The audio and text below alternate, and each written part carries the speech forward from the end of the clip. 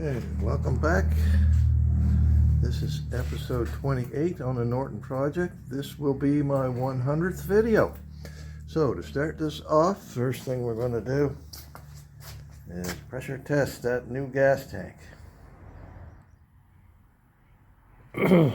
Okay, well, put about 5 psi of air in this gas tank.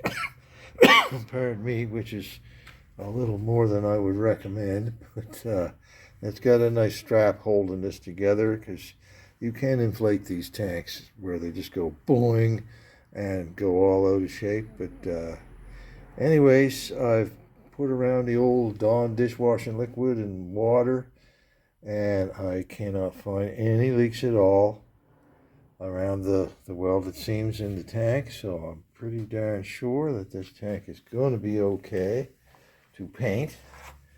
You're never sure until about a month after you've painted it. After a month, if you haven't got any bubbles in the paint, then you know you were safe. But yeah, by all indications, the tank isn't leaking. I used these new petcocks here to seal the tank, and also to shut on and off the pressure going to the air gauge, because this little hose is leaking a little bit right now, so I don't leave it on. That way I can keep the pressure in the tank. How I sealed up the filler cap, it's hard to do this with one hand. How I sealed up that filler cap is I used a piece of bicycle inner tube under the filler cap that's got a lot of grease smeared on it to help seal it against the neck. So yeah, anyway, like I said, everything seems to be all right. There's no bubbles showing up anywhere, so I think it's safe to paint that tank. Okay, I'm all finished testing that tank, so I've put it back in the box for now. Last night when I went to bed, I put about 4 psi of air in it. And when I came out this morning, I cracked open the valves and they went whoosh. So it held there all night long. So I'm pretty darn sure that that's not going to leak after all this testing. So, you know, fingers crossed. There's nothing like having an inexpensive paint job on something get ruined to prove that you were wrong. But anyway, I hope I'm right and that it doesn't leak. So that's a job for another day, getting the body work done on that and on the side covers. Right, so off we go with the wiring job. I'm going to be using 16 gauge for the main line wires that carry most of the power.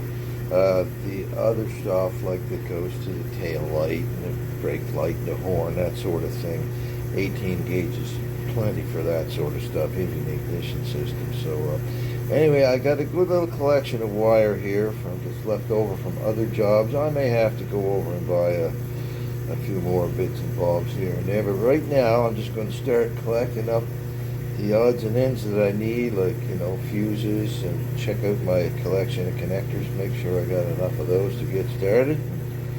In the meantime, that's the first thing to do. If I need to go over to the store and buy a few more things, that's what I'm going to do. Well, I just wasted a few minutes doing that. I thought I had the camera on, but it wasn't on at all. I went through all that.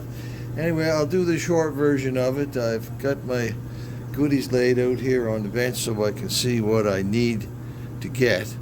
So I've got, you know, most of the connectors I need. I like to use these heavy ones here for the battery, because they're a lot less liable to break off than these little round ones here.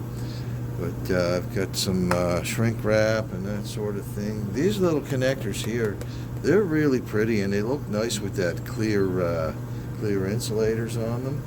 So if I get a chance to use them here and there, I probably will. Anyway, I've made myself a couple of things, a little shopping list of all the stuff I got laying around in the shop. I can't believe that I don't have any fuse holders. I looked and looked and looked. Now I'll go over and buy a couple of those, you know, something to have around for a future project, but I'll bet you any money as soon as I buy a couple, I'll find 2 or 3 of them kicking around here. Anyway, I also drew up a little wiring diagram. I don't know how well you can see that, but I drew it as I thought I was recording. Anyway, I'll just go over it again. You get your 12-volt battery up here. Negative ground on this particular bike is going to be. Most of the older Nortons were positive ground, but I want to be able to have a choice of using the generic, what do they call those freaking bulbs? Damn it, what's wrong with my brain? Anyway, the new bulbs, they tend to come as polarity sensitive, and most of them won't work except on a negative ground. Some companies are making them positive ground, but you have a lot more choices with that type of lighting, and they use a lot less wattage to get the same light from them. Anyway, the wire's going to come off the positive side of the battery, go to a fuse right there, then go to the ammeter, go in one side of the ammeter, up the other side. Those ammeters on these bikes, they are great. You just have to glance at them to know if your charging system's working. Anyway, from the ammeters, you go down. I'll hook a switch to the horn off of there. Horn, of course, goes to ground. Then I'll branch off. I'll go to the positive side of my regulator rectifier, which I haven't bought yet, but I'm going to. This will either be a Timpanium or a Podtronics unit, depending on what they're stocking right now. And then the two yellow wires coming off of that go directly to the AC generator. So AC comes out and regulated DC goes in, and regulated DC comes out. So then we follow down here to the ignition switch. A lot of time, if I'm doing this from my head, this is where I make a mistake. I'll hook that regulator rectifier in on this side of the switch. The problem is when you open the circuit to shut the machine down, it may still be getting enough electricity from the regulator rectifier to keep those coils firing, and then the bike won't shut off.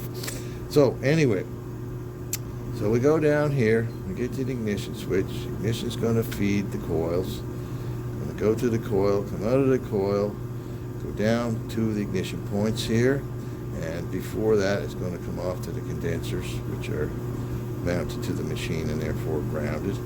Of course, we all know what happens with the high tension end of the coils. It goes to the spark plug. Anyway, this will be, by the way, a heavy gauge wire feeding all this stuff. Come down here. This is your light switch here. The light switch is going to feed the high and the low beam switch, which is going to feed the headlight bulb. It'll connect off of here, go down to the instrument lights, and also to the taillight bulb. And coming back here again, we're going to feed the brake light switch. The brake light switch will feed the brake light bulb. I only have the back brake light on this bike because they didn't legislate front brake lights in Canada until 1970, or I should say maybe in Nova Scotia until 1970. So that's what I'm going to use for my wiring diagram.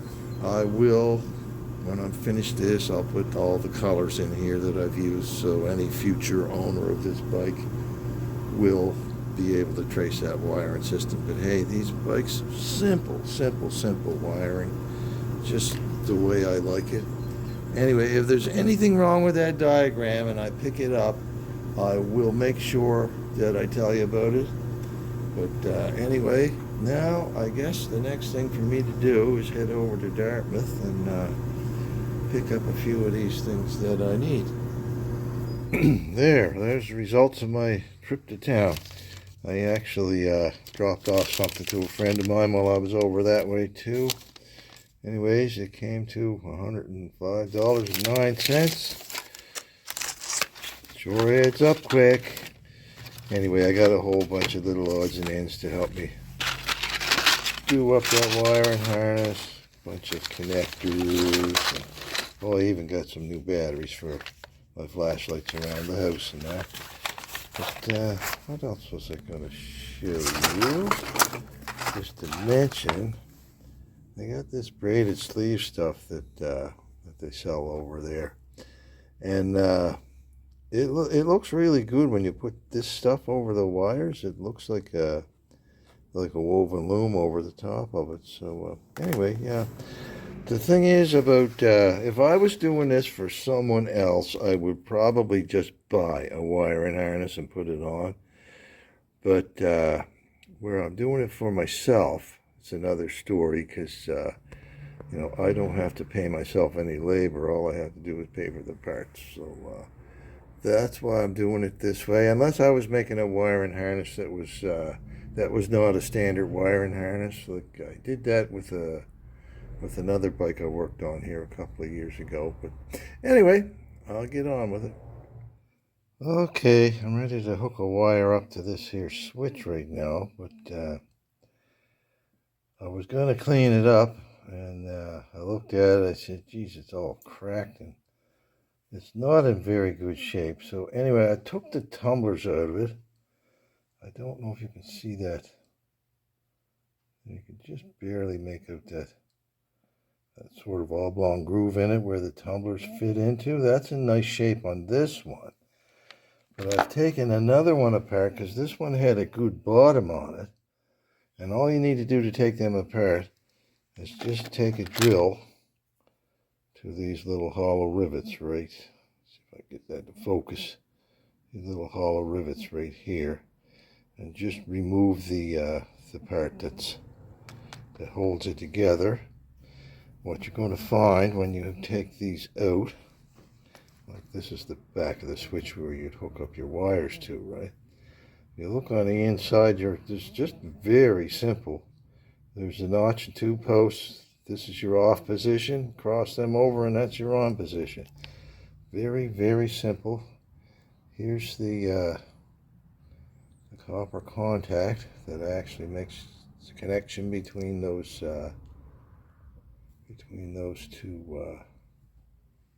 two contacts there. There's a spring that holds it down. And here, in the center of all that, is the problem with this switch. This is all, come on, focus for me. Yeah, this is all gouged out and broken. So it's not turning that. So what I'm going to do is take the inside out of that one, because that one looks like it's in pretty good shape. I'm going to move it over to the other one, and I'm going to put the body in that. And by the way, getting the tumblers out of these is a pretty straightforward process. You're going to find one or two holes. Usually when the ignition key is in the on position, you're going to be able to see through this larger hole this little tiny pin that sticks out right here. All you need to do is take a punch or something and press that pin down with the key in the on position, and you can take the tumblers right out. The only thing is, when you do that, do not take that key out.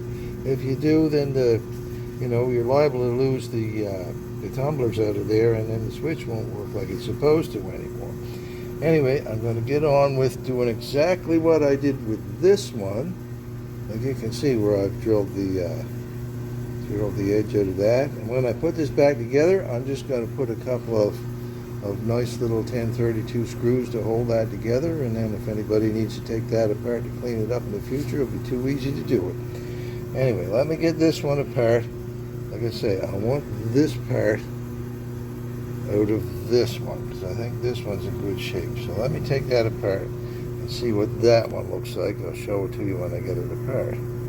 Okay, the inside of this one is much nicer looking. It's not as worn and dirty as the other one.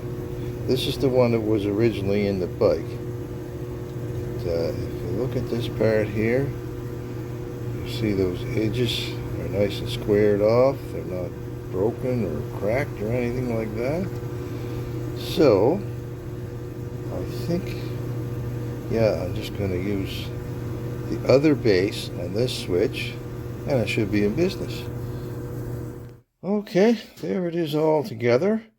I decided to use the body off the donor switch as well as the back because they were both in better shape. The threads were not in the greatest shape underneath that nut on the original switch, so I used the donor body, the donor base, the original internals, and the original tumbler and key set. So anyway, Said I've got that back together. Like I say, I've got a number, I think it's a number 1024. Yeah, 1024 screws in there holding that together. So if anybody ever does need to take that apart, all they have to do is unscrew it with a Robertson screwdriver. And so I will keep the old bits and bobs from the old switch. You never know, they might come in handy someday. So I'll put them over in my secret drawer of wonder and save them for another time. Meanwhile, I'll be able to use that switch while I'm doing up the wire and harness here. Okay, it's early Saturday morning, and I thought I'd just kind of wrap this video up because it'll get too long if I don't. This old ballistics batteries, that's one I bought years ago that I ran in my other Commando, but it's not really any good for anything other than supplying a little bit of a power source so I can trace out things.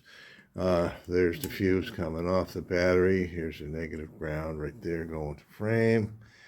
What else have we got? Let's see, that wire from the fuse, it carries on over to the horn.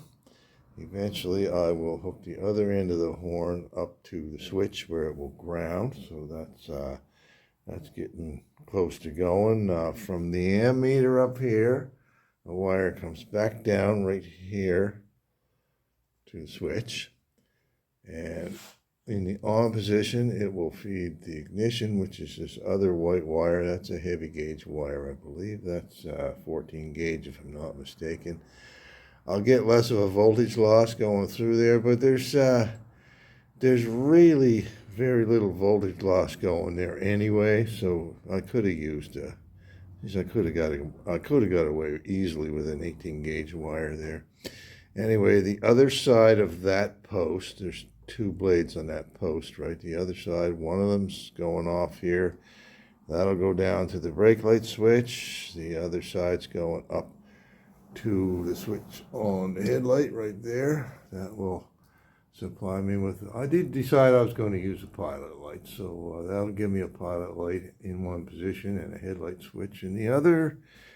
So for now, I'm just going to stop this little video and call it done. I want to thank you for watching. I'll carry on in the next video with the wire and harness, and there will be some sort of exciting phases to that, I think.